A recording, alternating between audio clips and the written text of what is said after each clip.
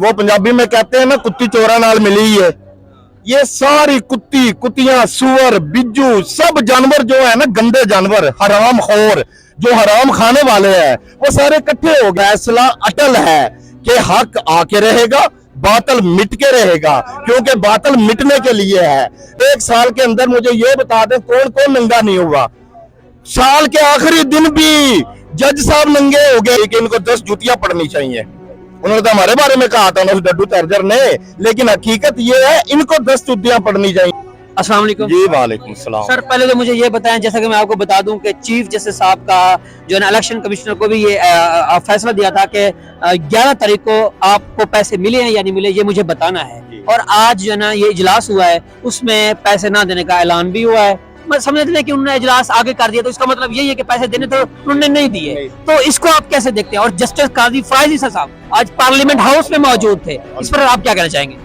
जी, मैं सबसे पहले तो जस्टिस साहब को मैं खराज अकीदत पेश करता हूँ कि उन्होंने माशाल्लाह पीडीएम में शमूलियत अख्तियार कर ली है। अल्हम्दुलिल्लाह। अब वो चीफ जस्टिस साहब उन्होंने अब क्या बनना है, जब भी वो बनेंगे वो या नून लीग के एहलकार बनेंगे या फिर वो पीडीएम के एहलकार बनेंगे। दूसरी बात ये, इलेक्शन होंगे कि नहीं होंगे, इलेक्शन तो कराएगा इनका बाप भी। वो इंशाल्लाह कल 11 तारीख है, कल को इंशाल्लाह इनको पता चल जाएगा कि होता क्या है इनके साथ। तीसरा यह है कि आज इन्होंने 10 तारीख अप्रैल की इन्होंने रखा है आइन की हिफाजत के लिए। हिफाजत आइन की देखो, आइन तो ये कहता है कि 90 दिनों में इलेक्शन होना चाहिए। आइन आइन आइन की अगर ये बात जो करते हैं, जिसमें बिल्लो रानी आज बहुत फड़क रही थी, बहुत उसको दुख लगा हुआ था कि आइन में पता नहीं क्या हो गया, वो आइन की धज्जियां तो ये लोग खुद उड़ा रहे हैं। इलेक्शन तो वाज़े लिखा हुआ है कि 90 दिनों में इलेक्शन होना ही होना है। ये आइन तो ये कहता है, लेकिन आइन के खिलाफ तो ये चल रहे हैं जो आज आइन की बालादस्ती की बातें करते हैं, जो आज आइन की बातें करते हैं। इनके दादा परदादा, नाना परनाना, जो ये पीछे नस्लें इनकी, आइन हम लेके आए, आइन हमने पाकिस्तान को दिया। इन्होंने 75 साल से 50 साल से इन्होंने हमारे सरों पे बहुत बड़ा एहसान किया हुआ था कि ये आइन हमने दिया है। इस आइन की वजह से पाकिस्तान तरक्की करेगा, ये करेगा, खाक तरक्की करेगा। वो आइन है किधर? सिवाय एक किताब के वो आइन है किधर? 50 साल हो गए हैं इस कौम को, इन लोगों ने एक अनपढ़ कौम समझा हुआ है। ये बात समझते हैं कि इनको इल्म ही नहीं है, इनको पता ही नहीं है। बाकी बात, चीफ जस्टिस साहब जो है वो इंशाल्लाह ताला डटे हुए हैं, बंदियाल साहब डटे हुए हैं, और हमें पूरा यकीन है बंदियाल साहब इंशाल्लाह ताला इनको ऐसे ठोका लगाएंगे कि ये याद रखेंगे, कल को इंशाल्लाह इनको लग पता जाएगा। जैसा आज सेनेट इजलास हो रहा था, मैं सबकी जो है ना तकरीर सुन रहा था, जो भी आया वो ये कह रहा था कि पंजाब में इलेक्शन अगर पहले हो जाते हैं तो जो है ना ये बुरा असर जाएगा दूसरे इलेक्शन पर। तो जितने भी अपना कारकुन वो आ रहे थे वो यही तकरीर कर रहे थे। ये उनकी स्ट्रेटजी थी या वो अपना हर कोई अपना जो है ना पॉइंट ऑफ व्यू दे रहा था? वो पंजाबी में कहते हैं ना, कुत्ती चोरा नाल मिली है। ये सारी कुत्ती, कुत्तियां, सुअर, बिज्जू, सब जानवर जो है ना, गंदे जानवर, हराम खोर, जो हराम खाने वाले हैं, वो सारे इकट्ठे हो गए हैं जो पाकिस्तान को नोचने वाले हैं। और ये होना था। हमीद गुल ने एक बात कही थी कि जिस वक्त भी कोई अमेरिका के आगे एब्सोल्युटली नॉट कहेगा, उसके बाद होगा क्या? उसके बाद पाकिस्तान के जो अंदरूनी दुश्मन है, पाकिस्तान के जो गद्दार है, वो भी इकट्ठे हो जाएंगे। और जो पाकिस्तान के बैरूनी दुश्मन है, उसमें इसराइल भी है, इंडिया भी है, अमेरिका भी है, राय भी है, सब मोसाद भी है, वो सब तंजीमें हैं। अब वो सब चीजें इकट्ठी होके अवाम के सामने आ जाएंगी। आज तो दूध का दूध और पानी का पानी हो गया है। आज किधर है? शहबाज शरीफ भी उधर ही बैठा हुआ है, जिसको उसने गलियों में घसीटना था, उसके साथ वाली कुर्सी पे वो बैठा हुआ है। आज वो भी उधर ही बैठा हुआ है जिसने इंटर से हिजब जानी थी जिनकी, और मुल्क छोड़ के भाग गया था। ठीक है, ये समझते हैं कि हम लोगों को पता नहीं है। और इनको डर किस चीज का है? इलेक्शन तो जमहूरियत का नाम है, इलेक्शन होगा, जमहूरियत आएगी, जमहूरियत आएगी, पाकिस्तान तरक्की करेगा। वो तरक्की इनको काबिल मंजूर नहीं है। क्यों मंजूर नहीं है? इनका अब ये जो शख्स आ गया है, ये इनका खाना पीना इनका वो बंद हो जाना है।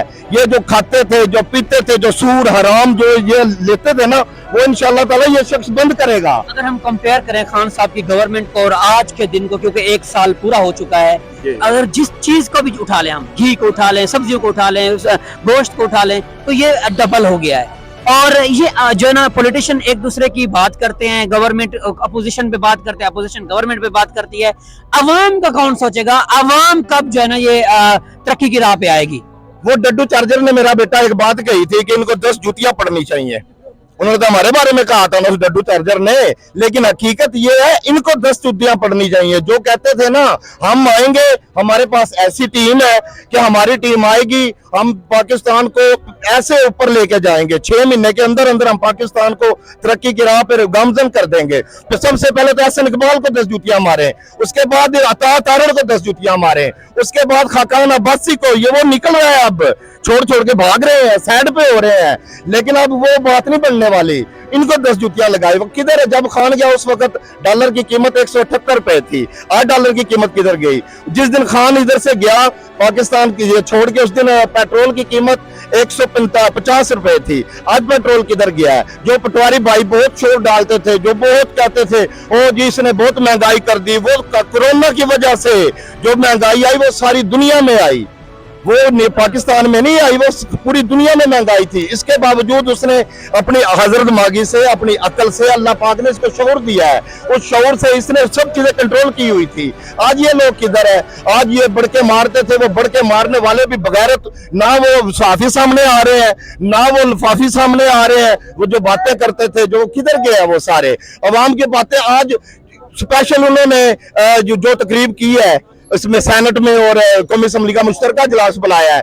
कभी इन्होंने इजलास बुलाया किसी गरीब इंसान के लिए? और वो भी छुट्टी वाले दिन, छुट्टी वाले दिन। कभी इन्होंने इजलास बुलाया भाई किसी गरीब के घर पे खाना नहीं है, आटा नहीं है, दाल नहीं है, महंगाई बहुत ज्यादा हो गई है। वो बिल्लो रानी जो छोटी सी वो लेके रैली निकली थी, वो रैली भी पैसे दे दे के वो जो लेके आई थी, महंगाई के खिलाफ लेके आई थी।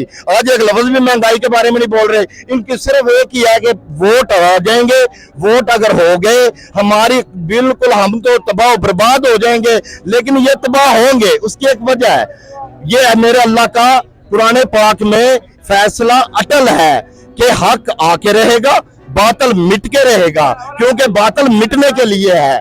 मौला अली शेर खुदा रजी अल्लाह तआला अन्हु से किसी ने सवाल किया कि है मेरे मौला सबसे बड़ी गद्दारी क्या है?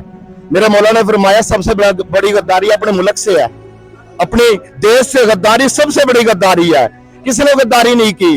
वो जो अच्छा इस 1 साल हो गया है, कल पूरा खान साहब को निकले डायरी लेकर निकले थे, 1 साल हो गया है। 1 साल के अंदर मुझे ये बता दें कौन कौन नंगा नहीं हुआ? साल के आखिरी दिन भी जज साहब नंगे हो गए। बिल्कुल आपकी बात सही है। मुझे ये बताएं कि मौलाना फजल रहमान साहब को मैं वो कहाँ पे है, उसका भी कोई पता आता है? जी सब पता है उसका। वो सिर्फ और सिर्फ अपना हमारे जो टाइगर है अली अमीन साहब गंडापुर साहब, उससे वो इंतकाम कोशिश कर रहे हैं कि वो किसी तरीके से नाअहल हो जाए। वो तो अपना काम कर रहा है, जो उसका टारगेट है वो तो उधर चला हुआ है। दूसरा टारगेट उसको वो लॉलीपॉप दिया हुआ था सदर का, वो सदर भी अल्लाह खैर करे, अब देखो कैसे बनेगा वो सदर। ये चीजें जो है ये समझते हैं कि हम लोगों को पता नहीं है। मुझे तो सिर्फ इतना पता है कि मौला अली शेर खुदा से किसी ने पूछा कि हक और बातिल की पहचान क्या है?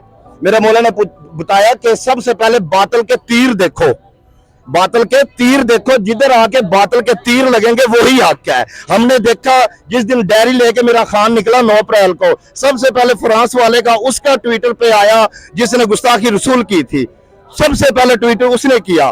उसके बाद अमेरिका वाले खुश हुए, इंडिया का मीडिया उठा के देख लो वो कितना खुश हुआ। उसके बाद इन लोगों के जो अंदर के गद्दार हैं इनका हिसाब लगा लो। ये सारे अपना केस खत्म करने के लिए आए थे, 1100 अरब का केस इन्होंने खत्म कर लिया, वो सब अपना काम इन्होंने कर लिया। इंतशार जो है ना शुरू हो चुका है। अब एक मौलवी दूसरे मौलवी को कहता है कि इसको कत्ल कर दो, ये इंतशार भी शुरू हो चुका है। इसकी क्या वजह? ये चाबी वाले खिलौने नए अब एक चाबी वाला खिलौना परसों भी लुधियानवी साहब को ये लेके आए हैं। ये वो लोग हैं जो अब ये चाहते हैं इनको सामने कर देते हैं, जब ये चाहते हैं इनको बिठा देते हैं, कत्लो गारत कराते हैं कि अब ये कौन समझ गई है, ये पागल हो गया। ये 1990 नहीं है, ये 2023 है, ये सोशल मीडिया का दौर है, आज वो चीजें नहीं है। बिल्कुल नाजरीन, मैं इस टाइम ज़मान पार्क के बाहर मौजूद था, मैंने बात की, आपने देखा कि भाईजान ने किस तरह बात की और उनका जो अवाम का जज्बा है, जोश है, वो बता रहा है कि 1990 नहीं है, 1990 नहीं है, ये 2023 है। नाज़रीन, अली मलिक को इजाज़त दीजिए, नेक्स्ट वीडियो मुलाकात होगी, तब तक के लिए अली मलिक को इजाज़त दीजिए, अल्लाह हाफ़िज़।